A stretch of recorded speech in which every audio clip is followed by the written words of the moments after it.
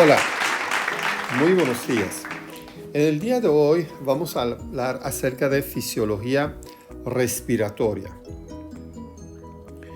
La respiración proporciona oxígeno a los tejidos y retira el dióxido de carbono de ellos. Recuerden que hay varios tipos de respiración. Cuando menciono respiración celular, significa el intercambio gaseoso a nivel de las células, la entrada de oxígeno y la salida de CO2. Pero otro concepto de respiración es respiración pulmonar, donde vamos a ver sus diferentes fases, donde entra el oxígeno por la inspiración, ocurre intercambio con hemoglobina, o sea, el oxígeno se une con hemoglobina, es transportado por vía de corriente sanguíneo hacia los tejidos, donde hay intercambio con los tejidos, entregando el oxígeno, recogiendo el CO2, y el CO2 vuelve por las vías venosas, otra vez hacia los pulmones, donde entra otra vez a los alvéolos por difusión simple, donde la sustancia va de mayor concentración a menor concentración, y por exhalación o expiración va hacia el aire atmosférico. Hay 4 funciones del sistema respiratorio. Tenemos ventilación pulmonar, que se refiere al flujo de entrada y salida de aire entre la atmósfera y los alvéolos pulmonares, difusión de oxígeno y dióxido de carbono entre los alvéolos y la sangre, que ocurre aquí. Eso podemos decir, eso es el 2, ese es el 1. Transporte de oxígeno y dióxido de carbono en la sangre y los líquidos corporales hacia las células de los tejidos corporales y desde las mismas, que ocurre aquí, transporte de oxígeno, y la regulación de la ventilación y otros factores de la respiración, otras facetas de la respiración. Mecanismo de la ventilación pulmonar. Recuerden que hay 2 fases de la respiración que nosotros conocemos. La primera fase es la fase de inspiración, donde el aire entra en los pulmones, y otra fase es la fase de expiración, cuando el aire sale hacia afuera. Entonces, la entrada se llama la inspiración y la salida de aire desde los pulmones se llama la expiración. También tenemos otros términos como inhalación, que es la entrada de aire, y tenemos la exhalación, cuando sale el aire desde los pulmones hacia la atmósfera. Entonces esos términos de inspiración o inhalación y los términos de expiración o exhalación son muy importantes y debemos recordarlos siempre. Hay músculos que participan en esos procesos. Vamos a conocer a esos músculos. Los pulmones se pueden expandir y contraer de 2 maneras. Vamos a ver. La primera manera es mediante el movimiento hacia abajo y hacia arriba del músculo principal de la inspiración, que es diafragma. Cuando el diafragma va hacia abajo, aumenta la cavidad, aumenta el tamaño de la cavidad torácica de arriba hacia abajo.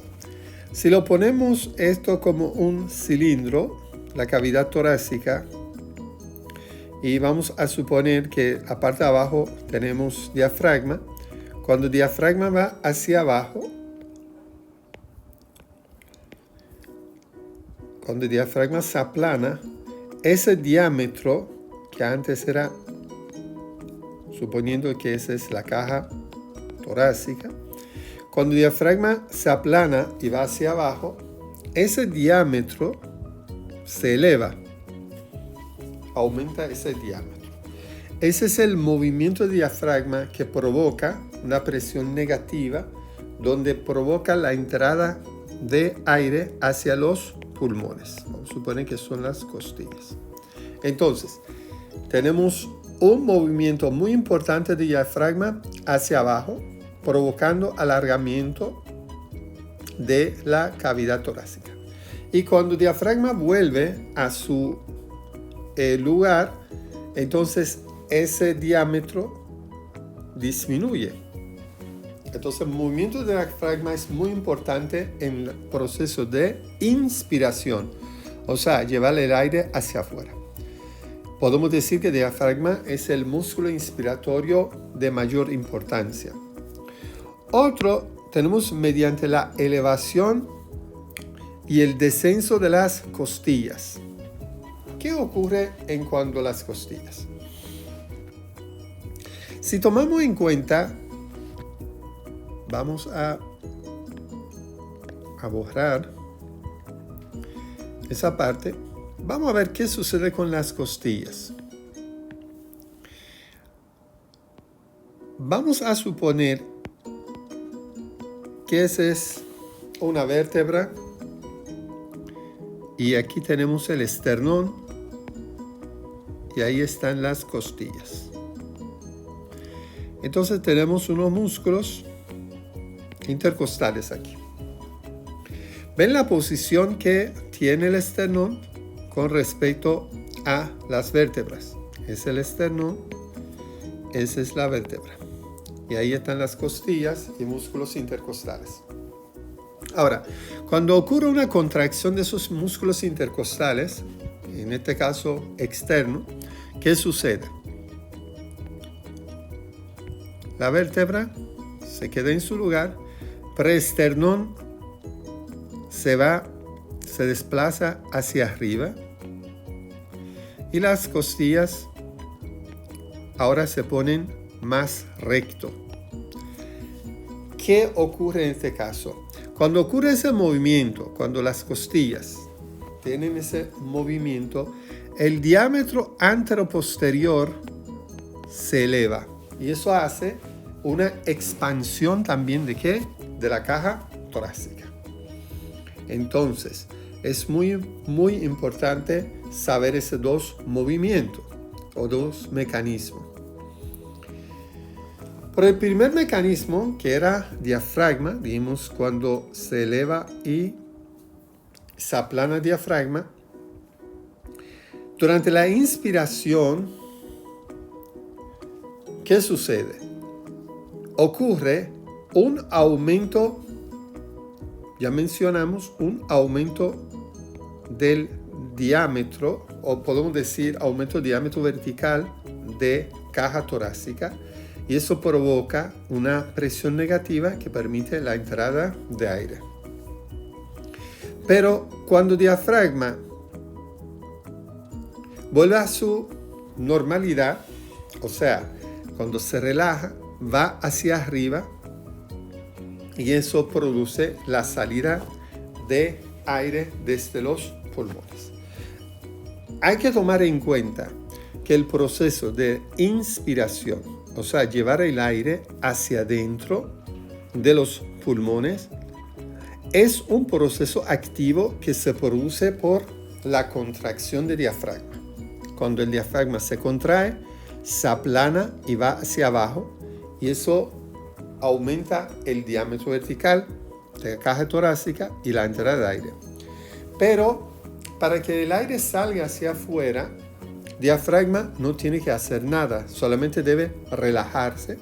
Ocurre una relajación muscular y el diafragma vuelve a su estado normal y por la elasticidad que tienen los pulmones, el aire sale hacia afuera. Ocurre una expulsión de aire hacia afuera. Las fuerzas elásticas no son suficientemente potentes para producir la expiración, o sea, sacar el aire hacia afuera De esa manera, en momentos que estamos haciendo actividad física, necesitamos otros músculos para que sacan el aire hacia afuera. Que vamos a ver cuáles son esos músculos. El segundo método para expandir los pulmones, recuerden que el primer método era movimiento de diafragma, y el segundo método ocurre por movimiento de las costillas. Vamos a ver ese mecanismo. Ese mecanismo expande los pulmones porque en la posición de reposo natural las costillas están inclinadas hacia abajo. O sea, voy a dibujar eso otra vez para que puedan ver. Aquí está el esternón. Las costillas están inclinadas hacia abajo. ¿Ok? Están inclinados hacia abajo, lo que permite que el esternón se desplaza hacia abajo. Ven que el esternón está también hacia abajo. Ese es el momento que el aire no está entrando en los pulmones. Lo que permite que el esternón se desplace hacia abajo y hacia atrás, acercándose a la columna vertebral. Recuerden que esa es la columna vertebral y ese es el esternón. Cuando la caja costal se eleva por contracción de los músculos que mencionamos, músculos intercostales, ¿qué sucede? La vértebra se queda donde está, no hay movimiento, pero el esternón se eleva. ¿Y qué pasa con las costillas? Las costillas ahora van a tomar una posición recta. Una posición ¿qué? Recta, y ahí tenemos músculos intercostales. Y eso hace que el esternón sube hacia arriba y se va hacia adelante. Y eso provoca un aumento del diámetro antero-posterior de tórax. En este caso, aproximadamente 20% mayor durante la inspiración. Entonces, por esos dos métodos, habrá una expansión de la caja torácica. El primer método era por movimiento de diafragma. Recuerden que mencionamos, por movimiento de diafragma. Cuando el diafragma va hacia abajo, aplanamiento de diafragma. Aplanamiento de diafragma hace una expansión de pulmón en sentido vertical, o sea, de arriba hacia abajo. Y el segundo mecanismo es contracciones de los músculos, en este caso, por ejemplo, músculos intercostales, donde tenemos movimiento del esternón hacia arriba y las costillas se ponen en una posición más recta y aumenta el diámetro anteroposterior de la caja torácica. Y eso provoca una expansión mayor, hasta un 20% mayor, de la caja torácica. En la inspiración, en reposo, solo necesitamos la participación de diafragma. O sea, cuando estamos hablando de un proceso activo. Para expiración no participa ningún músculo porque es un proceso pasivo. Eso es cuando estamos en reposo. O sea, podemos decir que en la inspiración, movimiento de diafragma es el mayor movimiento, el músculo con mayor incidencia en la inspiración. Y eso cuando estamos en reposo, ¿ok? Entonces, en la expiración, cuando vamos a sacar la sangre, el aire hacia afuera, ¿qué sucede? Que el diafragma no tiene que hacer,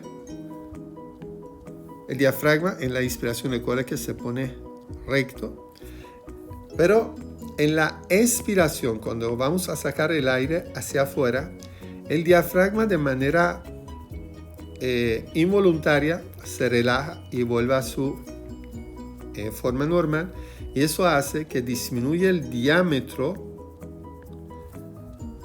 vertical de caja torácica y el aire salga hacia afuera.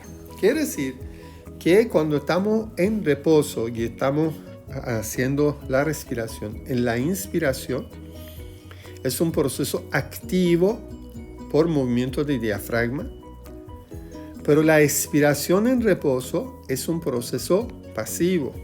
Solamente con relajación de diafragma podemos sacar el aire hacia afuera. Es muy importante. Pero no siempre estamos en reposo. Cuando tenemos actividad física y debemos respirar más rápidamente, tenemos que entrar y sacar el aire con mayor rapidez desde hacia los pulmones. Entonces, ¿qué hacemos en todo caso?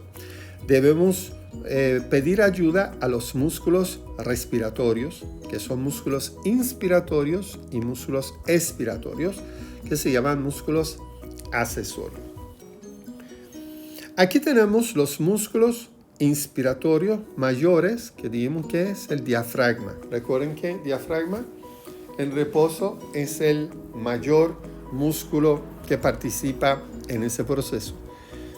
Los intercostales externos también tienen efecto mínimo en la inspiración en reposo. Pero si queremos hacer una inspiración con rapidez y con aumento de la actividad física, otros músculos también participan, como esternocleidomastoide, serratos anteriores y también los escalenos. Entonces podemos decir que todos esos músculos son músculos inspiratorios. Lo que son músculos inspiratorios en reposo, el más importante el diafragma y un poquito los intercostales externos. Pero cuando aumenta la actividad física, esos músculos entran en van a tener una participación mayor en la inspiración. En cuando sacar el aire hacia afuera de los pulmones, ahí tenemos músculos expiratorios. Cuando estamos en un proceso pasivo, estamos en reposo, no necesitamos ninguno de esos músculos que están aquí, porque relajación de diafragma hace sacar el aire hacia afuera gracias a la elasticidad de los pulmones.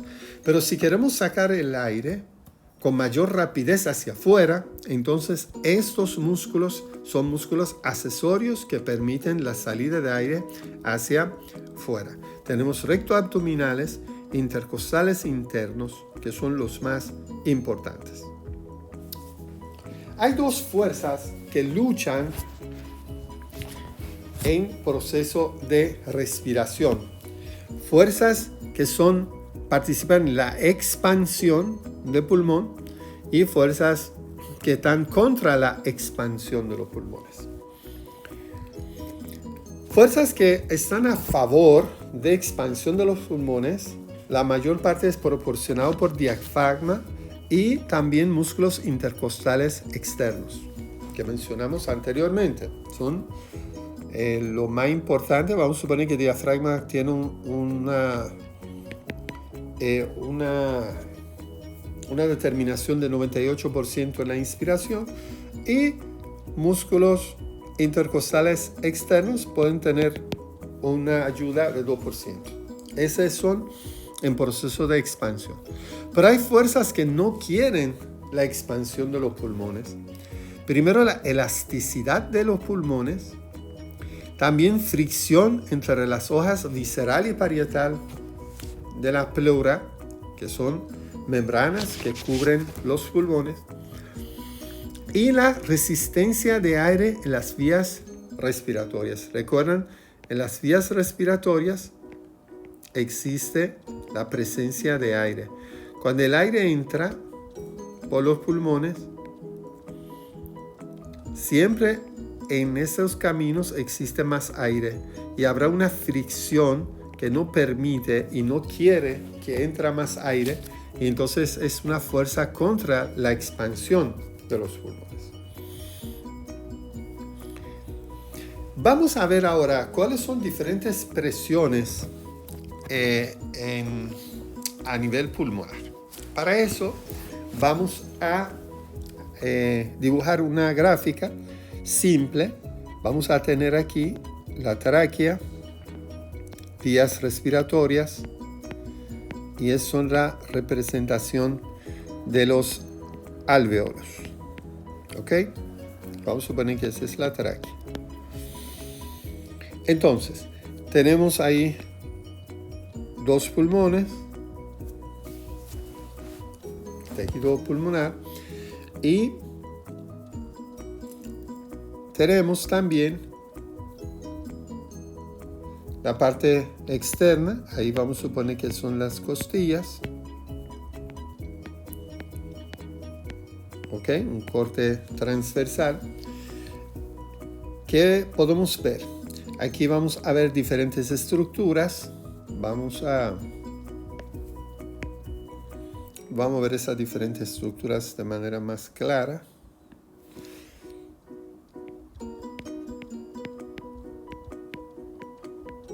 Ok.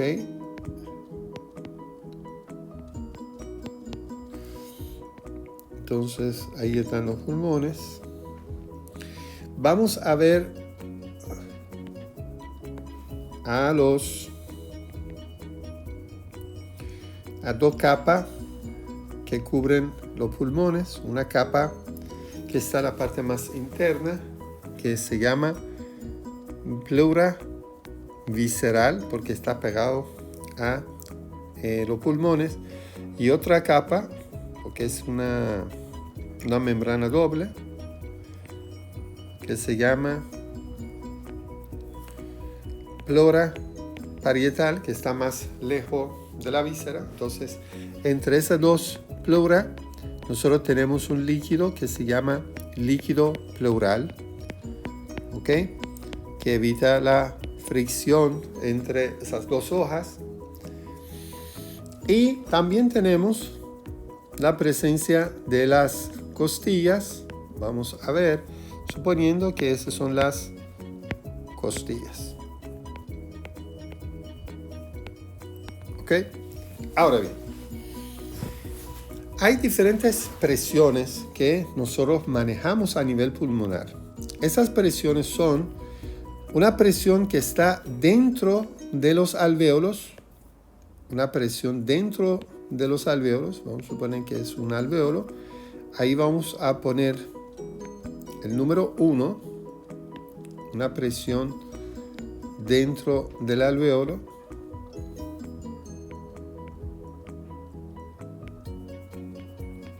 ¿Okay? Vamos a poner eso número 1. Hay una presión que nosotros tenemos entre las dos hojas de la pleura, que se llama presión intrapleural. Entonces vamos a ponerlo aquí. El número 1, presión intraalveolar. Número 2, la presión intrapleural. También tenemos otra presión que está a nivel de superficie, que es esta, a nivel de superficie corporal. Vamos a poner eso número 3. Lo llamamos la presión atmosférica, la presión atmosférica.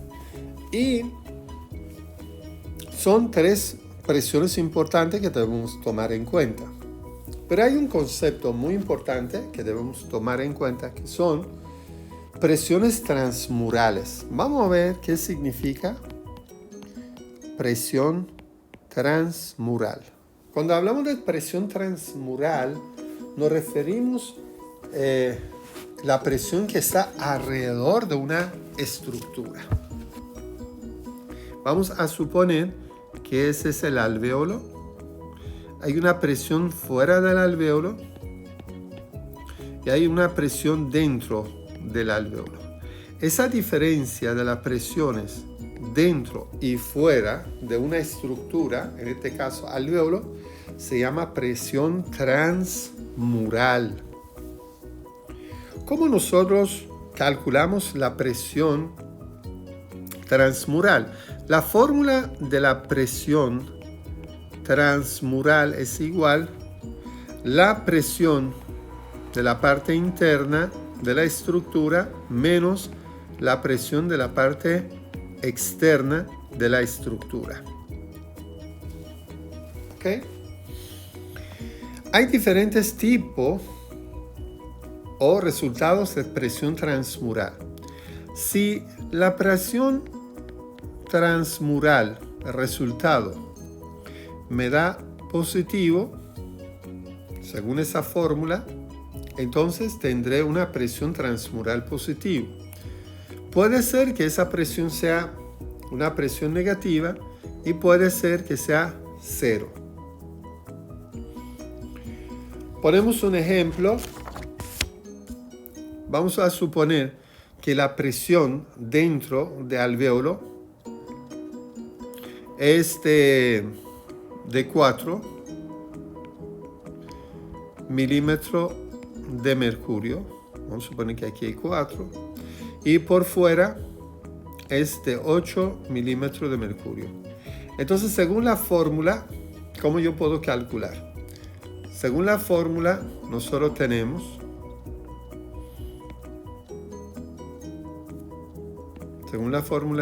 la presión transmural, la presión interna, 4 menos 8 me da menos 4 milímetros de mercurio. Es una presión que negativa. Ahora, si yo tengo la presión transmural, vamos a suponer que tengo la presión transmural, tengo 8 dentro del pulmón y 4 fuera, entonces presión transmural será que 8 menos 4, entonces me da 4 milímetros de mercurio, entonces tendré una presión transmural positiva. Y si en ambos lados tenemos 4, será 4 menos 4, 8 menos 8, no importa, 0 milímetros de mercurio. Entonces las presiones transmurales pueden ser negativas, pueden ser positivas y pueden ser cero. Eso no se puede calcular. Ahora bien, vamos a poner el concepto de esas presiones de una forma más sencilla. Miren, vamos a suponer que aquí tengo mi alvéolo.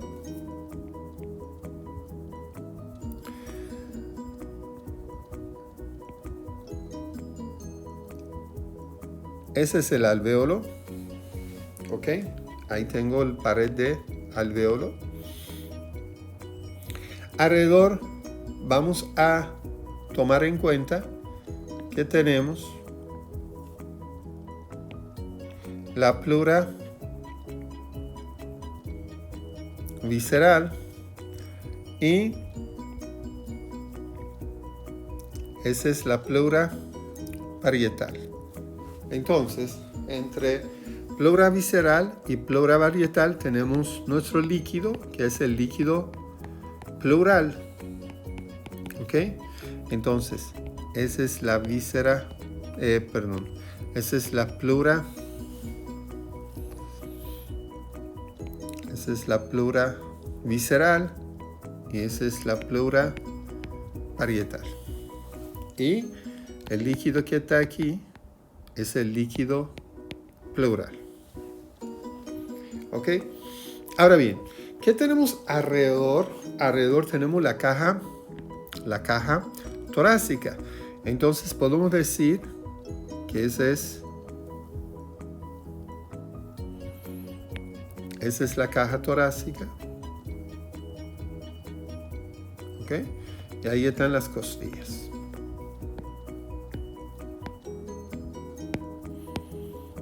Bueno, esa costilla abajo no va. Porque abajo vamos a tener que... Ahí va a estar, eso es diafragma. Entonces, vamos a quitar esa costilla de ahí. Entonces ahí tenemos diafragma, ¿no? Ahora, vamos a ver cuáles son las presiones transmurales para que podamos conocerlo mejor. Primero vamos con presión transmural que existe entre el alvéolo y la cavidad pleural. Entonces vamos a buscar primero esa presión que está entre alvéolo y está entre la pleura. Entonces ahí se forma una presión entre esas dos cavidades. A eso nosotros llamamos la presión transpulmonar. Entonces, podemos decir que esa es una presión transmural. Esa es una presión transmural. ¿Entre quién? Entre la cavidad alveolar o presión alveolar menos la presión ¿qué? La presión pleural. Recuerden que las presiones transmurales eran las presiones que existían dentro y fuera de las cavidades. Entonces, esa presión transmural que se forma por presión alveolar y presión pleural, y esa es la fórmula, la presión interna menos la presión externa. ¿Ok? A esa presión nosotros llamamos presión transpulmonar. Muy importante. A esa presión transmural nosotros llamamos presión transpulmonar. Hay otra presión que existe entre la pleura, vamos a ponerlo aquí, y superficie torácica. Podemos decir una presión transmural, la presión pleural menos la presión atmosférica. Recuerden que esa es la presión atmosférica y esa es la presión pleural. Esa diferencia de presiones entre presión pleural y la presión atmosférica recibe el nombre de presión transtorácica. Presión transtorácica o torácica, como quieren llamarlo. Y por último, hay otra presión transmural. Hay otra presión transmural que existe entre la presión alveolar, o sea, esa presión, la presión alveolar y la presión atmosférica. Es una presión que existe entre presión alveolar, la presión alveolar y la presión atmosférica. Entonces, a esa presión, si nosotros lo calculamos, la presión transmural es igual la presión alveolar menos la presión atmosférica. A esa presión transmural nosotros llamamos presión transrespiratoria. Presión transrespiratoria. Entonces podemos ver que hay tres presiones transmurales, uno llamado presión transpulmonar, otro presión transtorácica y otro la presión transrespiratoria. Son muy importantes. Ahora, ¿cómo nosotros vamos a medir? ¿Cómo vamos a medir, por ejemplo, la presión intraalveolar? Para medir la presión intraalveolar, nosotros podemos usar un manómetro, que es un aparato que mide la presión, se introduce por la tráquea, por las vías respiratorias. Ese manómetro va, lo más que se puede podemos introducir y ese manómetro mide la presión alveolar. Ahora, ¿cómo nosotros vamos a medir la presión pleural? No podemos meter una aguja ahí y lastimar la pleura. ¿Cómo se hace en este caso? En este caso, nosotros vamos a introducir en el esófago del paciente, es el esófago, vamos a introducir un balón, cerramos el esófago, lo bloqueamos y por ahí pasa un manómetro. O sea, primero bloqueamos el esófago para que no haya una conexión entre la presión atmosférica y la presión que está dentro del estómago e introducimos un manómetro. Ese manómetro lo que mide es la presión pleural. ¿Pero por qué? Esa presión que mide ese manómetro, estando bloqueado el esófago con un globo, es la presión que existe en mediastino. Es la presión que existe en mediastino posterior. Si medimos de esa manera la presión en mediastino posterior, esa presión es igual que la presión pleural. Esa es una forma indirecta para medir la presión pleural. Y la presión atmosférica, la presión que está por fuera, también nosotros sabemos cómo es la presión atmosférica y eso se puede medir también con un manómetro. Ahora, es muy importante también mencionar dos conceptos. Concepto de distensibilidad, concepto de distensibilidad, también llamado compliance, y el concepto de elasticidad, elasticidad pulmonar, elasticidad pulmonar, concepto de compliance y concepto de elasticidad pulmonar.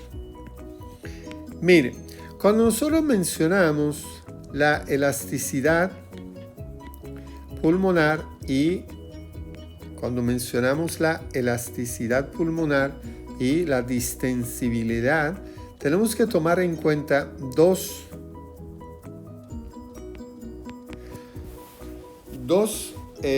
características que pueden tener los tejidos elásticos, lo que tienen elasticidad. Aquí pueden ver una goma, una banda elástica que estamos comparando con un globo y estamos comparando con un pulmón. La banda tiene una elasticidad y tiene una distensibilidad. Vamos a ver cuál es la diferencia entre elasticidad y distensibilidad. Cuando hablamos de distensibilidad o compliance pulmonar o cualquier materia elástica, es la facilidad con que se expande ese material, o en este caso los pulmones. Y cuando hablamos de elasticidad, es la capacidad de los pulmones o el material para volver a su posición inicial. Entonces, Esa es la diferencia entre elasticidad y la distensibilidad. Para que me puedan entender mejor, vamos a suponer que yo tengo una goma con ese grosor y otra goma con menor grosor. Mientras más grueso, vamos a suponer es el material 1 y ese es el material 2. Recuerden que tiene material elástica y ese tiene menor material elástica.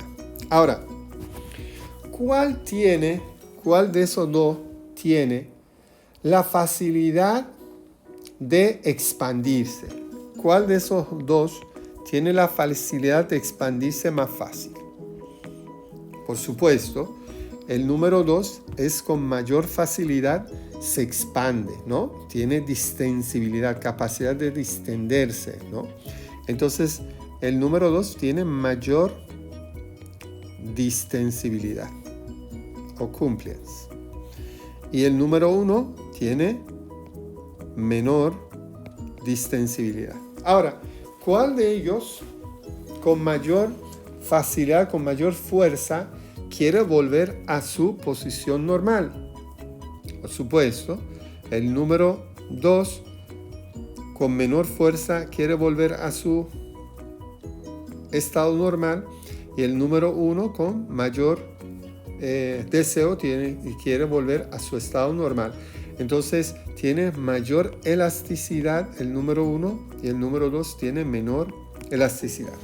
Quiere decir que la distensibilidad o la facilidad con que se expanden los pulmones o material elástico tiene una relación indirecta con elasticidad, que es la capacidad de los pulmones o un material a volver a su posición inicial.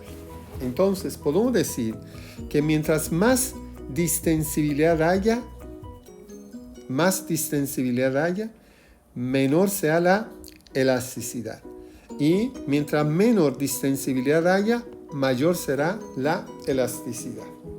Entonces las fórmulas que nosotros usamos para compliance es compliance o distensibilidad es igual la diferencia de volumen sobre diferencia de presión.